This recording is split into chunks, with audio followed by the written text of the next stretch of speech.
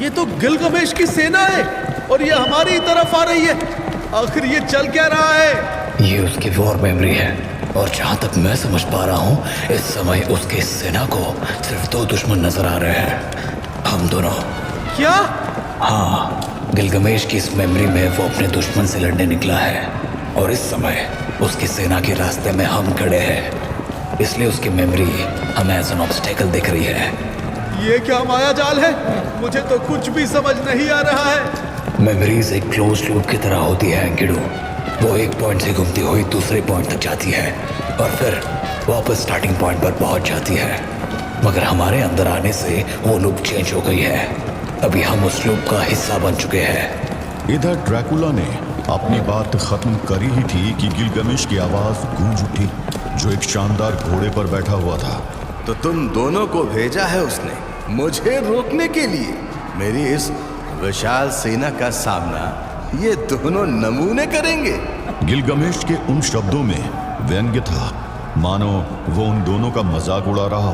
और ये बात ना ड्रैकुला को पसंद आई और ना एनकिडू को।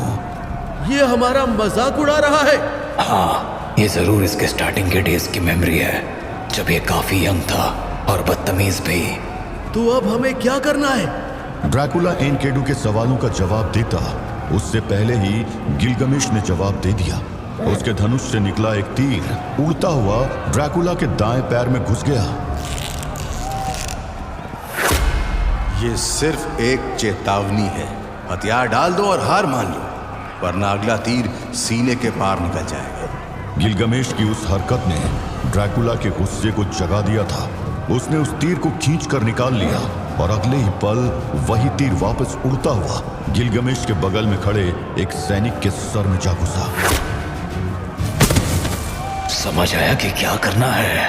सब समझ आ गया। और अगले ही पल युद्ध का ऐलान हो गया।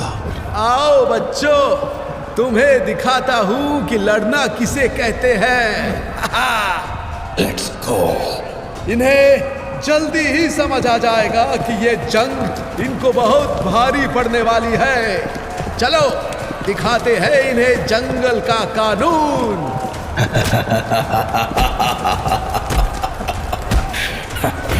वेल डन एनकिडू, अब मेरी बारी।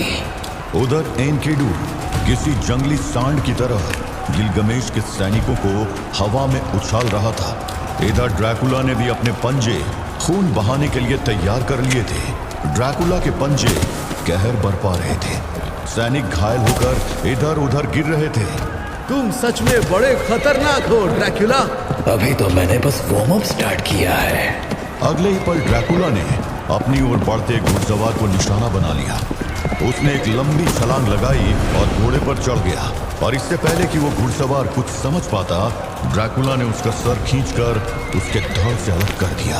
ड्रैकुला और एनकिडू गिलगमेश की सेना पर भारी पड़ रहे थे, लेकिन अब बाजी पलटने वाली थी, क्योंकि अब उनके सामने भारी समस्या पहुंची थी। इस हाथी को मैं रोकता हूँ। एनकिडू तेजी से हाथी की ओर दौड़ पड़ा और एनकिडू ने उस हाथी को जोर से टक्कर मारी,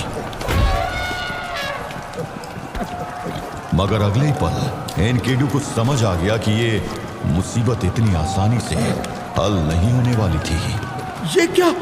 एनकिडू के आगे के शब्द उसके मुंह में ही रह गए, क्योंकि हाथी ने अपनी सूंड के एक जोरदार वार से एनकिडू को काफी फुट दूर उछाल कर फेंक दिया था। एनकिडू का यह हाल देखकर गिलगमेश की सेना में एक बार फिर जोश भर गया था, लेकिन एनकिडू की सेना जल्दी हार मानने वालों में से नहीं थी। वो तुरंत उठ खड़ा हुआ और एक बार फिर हाथी की ओर दौड़ पड़ा। उधर ड्रैकुला को रोकना गिलगमेश की सेना के लिए बहुत मुश्किल पड़ रहा था। उधर एनकिडू एक बार फिर उस हाथी के सामने था। एनकिडू को देखते ही हाथी के महावत ने हाथी को उसकी ओर ही दौड़ा दिया, लेकिन एनकिडू इस बार पूरे जोश में था।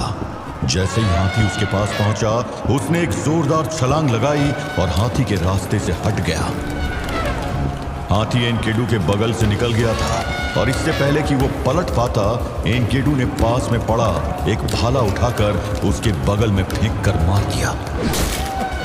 लेकिन एनकिडू ये गलती कर गया। हाथी को गिराना इतना आसान नहीं था। वह हाथी गुस्से से पलटा और एनकिडू के संभलने से पहले ही एक बार फिर उसे एक जोरदार टक्कर लगी। एनकिडू इस बार संभल पाता उससे पहले ही वो हाथी चिंघाड़ता हुआ उसके पास दोबारा पहुंच गया। और अब एनकिडू का अंत तय था, क्योंकि हाथी ने अपने आगे वाले पैर हवा में उठा लिए थे और वो एनकिडू को कुचलने वाला था कि तभी बिजली सी कड़की। हाथी का पैर ऊपर तो गया था मगर नीचे ना आ पाया, क्योंकि उसको रोकने आ गया था ड्रैकुला। ड्रैकुला, यहां से हटो एनकिडू। गिलगमेश की पूरी सेना भौचक्की खड़ी हुई वो नजारा देख रही थी। ड्रैकुला ने अपनी हथेलियों से हाथी के दोनों पांव थाम रखे थे, और न केवल थाम रखे थे बल्कि वो हाथी को पीछे धकेल रहा था। और अगले ही पल ड्रैकुला ने अपने कंधों का पूरा जोर लगा दिया।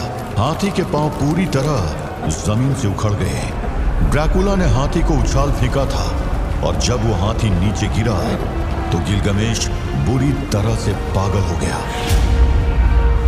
ये कोई इंसान नहीं है, ये कोई राक्षस है। वार करो, सब मिलकर वार करो, मार गिराओ इस राक्षस को। हमला! पूरी सेना का ध्यान अब ड्रैकुला की ओर था। गिलगमेश के तीर अंदाजों ने आगे बढ़कर मोर्चा संभाल लिया था, और अगले ही पल हजारों बाण ड्रैकुला की ओर उड़ चले। वो बाण चले तो ड्रैकुला की तरफ थे, लेकिन उन सब का निशाना चूक गया। ड्रैकुला का जिस्म 1 मिनट में बदलकर उन एरोज के रास्ते से गायब हो गया। ये क्या हुआ? गिलगमेश के साथ साथ उसकी पूरी सेना हैरान थी, मगर ये तो बस शुरुआत थी। अगले ही पल जैसे वहां पर कयामत आ गई। ड्रैकुला अपने रौद्र रूप में उस सेना पर टूट पड़ा। ड्रैकुला हवा की तरफ मूव कर रहा था, और पूरी सेना बदहवास सी उससे बचने की कोशिश कर रही थी। वो कहाँ है? दिखाई क्यों नहीं दे रहा? हम इस बला का सामना कैसे करें? बचाओ! चारों तरफ अफरा तफरी मच चुकी थी। गिलगमेश को भी कुछ समझ नहीं आ रहा था, मगर तभी ड्रैकुला को एक आवाज सुनाई दी, एनकिडू की आवाज। रुक जाओ ड्रैकुला, रुक जाओ! नहीं, अब मैं तभी रुकूंगा जब मैं इन सबको खत्म कर दूंगा। नहीं ड्रैकुला, रुक जाओ, वरना बहुत बड़ी गड़बड़ हो जाएगी। एनकिडू की आवाज को ड्रैकुला ने अनसुना कर दिया था। वो गिलगमेश की सेना को मिटाने पर तुला था। ये तो सुन ही नहीं रहा है, अब मुझे ही कुछ करना होगा। एनकिडू ड्रैकुला की मूवमेंट्स को ध्यान से देखने लगा, और फिर उसने जोर से एक डायरेक्शन में दौड़ लगा दी। एनकिडू ने ड्रैकुला के मूवमेंट को एंटीसिपेट कर लिया था, और उसने ड्रैकुला को रोक ही दिया। छोड़ो मुझे एनकिडू, ये तुम क्या कर रहे हो? मेरी बात सुनो ड्रैकुला, तुम बहुत बड़ी गलती कर रहे हो। गलती तो तुम कर रहे हो। मुझे छोड़ो, मैं इन सबको खत्म कर दूंगा। मैं तुम्हें जाने दूंगा, मगर एक बार उधर देख लो। एनकिडू ने एक डायरेक्शन में इशारा किया, और जैसे ही ड्रैकुला ने उधर देखा वो हैरान रह गया। ये क्या? यही तो मुझे भी समझ नहीं आ रहा है, मगर कहीं ना कहीं इसके पीछे का कारण हम हैं, और हमारा ये युद्ध है। ड्रैकुला हैरानी से उस नजारे को देख रहा था, और तभी मानो उसे सब कुछ समझ आ गया था। तुम्हारा सोचना सही है एनकिडू, ये सब हमारे कारण हुआ है, या फिर ये कहूं कि मेरे कारण। हमें युद्ध रोकना होगा। हम जीते तो भी गिलगमेश मारा जाएगा, और हम हारे तो भी। क्या? तो फिर हम करें क्या? क्योंकि गिलगमेश की सेना दोबारा हमारी ओर बढ़ रही है। ड्रैकुला और एनकिडू एक अजीब ही मुसीबत में फंस गए थे, और दोनों को ये समझ नहीं आ रहा था कि आखिर करे तो करे क्या।